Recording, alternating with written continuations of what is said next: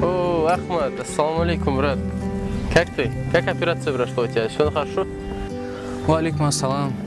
Все по воле Аллаха, брат. Вот уже самостоятельно начал на костылях передвигаться.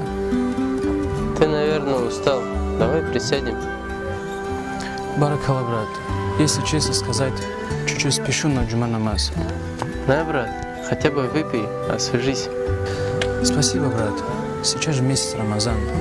У меня пост. Хорошо тогда, брат мой. Всех благ тебе. Увидимся, иншаллах.